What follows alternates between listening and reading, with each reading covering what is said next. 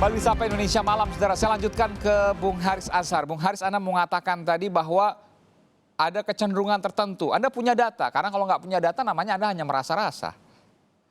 Banyak datanya, di kantor Silakan. saya banyak, di kantor orangnya banyak, di kantor orang lain juga banyak. Soal diskriminasi dalam penggunaan ITE. Atau misalnya, gini nih, kalau orang yang pro sama pemerintah, sama establishment itu melaporkan kelompok oposisi atau kelompok kritis, atau kelompok advokatif itu artinya orang yang melawan tentang hal-hal tertentu, itu proses hukumnya jalan.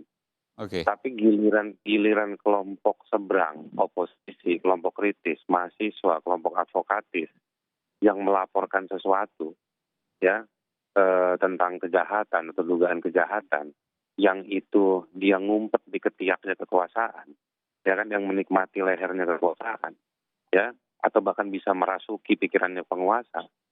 Mereka itu nggak diutak-atik, di SP3, diberhentiin, dan lain-lain. Oke. Dalam topik diskusi kita atau situasi atau konteks kita hari ini, Ya. ya tadi yang saya kasih tahu, giliran negara bilang bahwa orang lain melakukan disinformasi, begitu mau diuji, disuruh nunjukin, nggak ditunjukin yang mana. Tapi giliran orang di luar penguasa, itu main ditangkep-tangkepin aja. Oke, Gitu loh. stop sampai situ dulu. Nanti saya akan minta bukti yang kedua. Silakan dijawab, Bung Doni. Iya, saya kan nggak bisa mengomentari proses hukum yang dilakukan di kepolisian ya. Kan kalau saya komentari nanti justru kelihatan pemerintah turut campur Bahwa di itu situ. kemudian Tapi fenomena yang mengatakan terjadi, itu fenomena yang terjadi bahkan bukan sekarang ini, bahkan sejak dari pemilu kan, itu kemudian mengemuka. Dan itu sudah menjadi sebuah kesimpulan politik di luar. Tentu Anda punya kewajiban untuk kemudian menjelaskan ini. Tidak dari sisi proses hukum tentu, tapi bagaimana kemudian logika pemerintah menangani hal ini? Baik, ya kesimpulan itu kan persepsi ya. Dan tentu saja kita harus lihat satu persatu.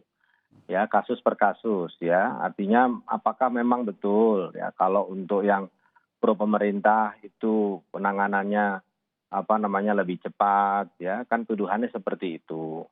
Nah, kemudian yang pro pemerintah itu kan juga mesti dilihat ya, apakah memang dia merupakan bagian dari pemerintahan ya, atau karena spontanitas saja mendukung pemerintah.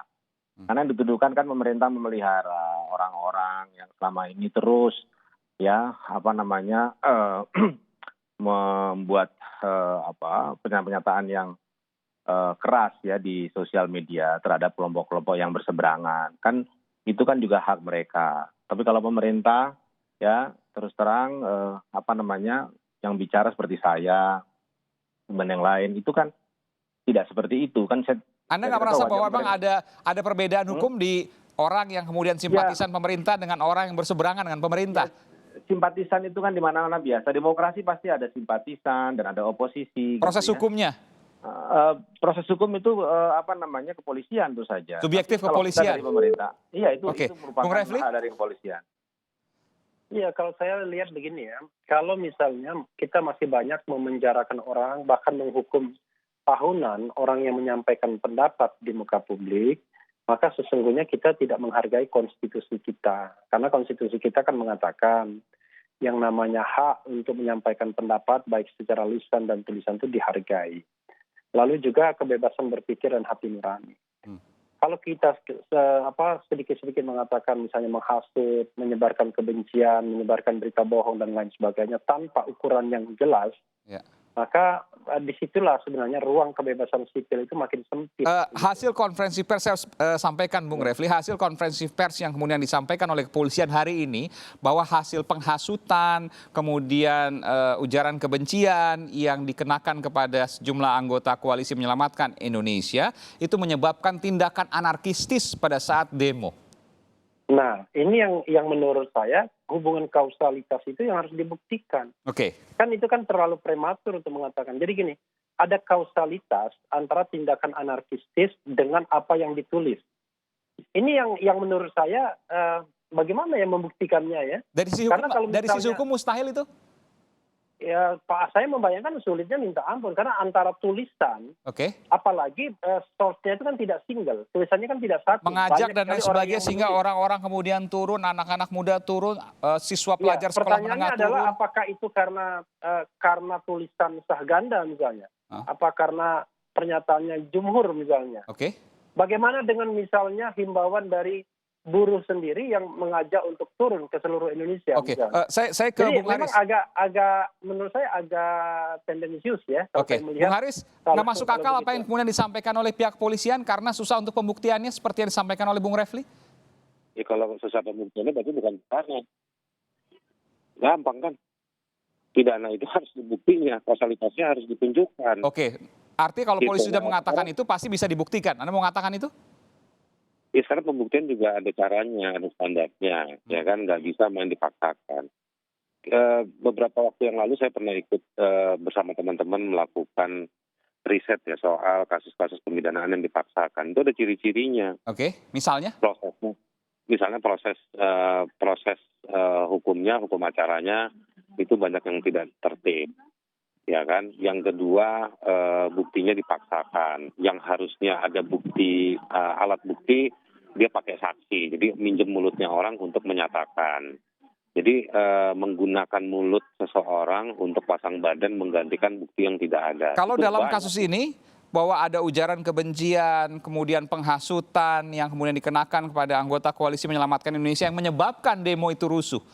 Mudah pembuktiannya atau Anda mencurigai bahwa ini nanti akan sulit pembuktiannya dan akan ada rekayasa? Tadi katakan ada rekayasa, nanti bisa terjadi rekayasa? Waktu Anda ngobrol tadi sama Bung Refli, saya lagi mikir, kalau orang demo gara-gara Omnibus Law, gara-gara DPR yang nggak tertib, yang menurut saya melakukan kecurangan dalam proses legislasi, ya berarti apakah DPR atau pemerintah yang melakukan penghasutan secara tidak langsung kepada masyarakat untuk bergerak? Itu proses demokrasi yang memang tugasnya seperti itu. Kan Pasal pemerintah tentu 20. menyampaikan informasi yang benar. Sementara ini informasinya nggak benar, mengandung ujaran kebencian dan penghasutan. Itu yang kemudian disampaikan oleh polisi ya? Dalam hak asasi manusia ada yang namanya hak berpartisipasi. Berpartisipasi, menyampaikan pendapat, berpartisipasi dalam kebijakan-kebijakan negara.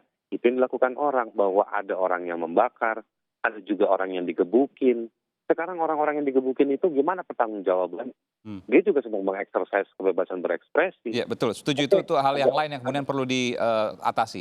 Hal lain Perlu kemudian tapi satu diselesaikan. paket, Om Aiman. Itu satu paket.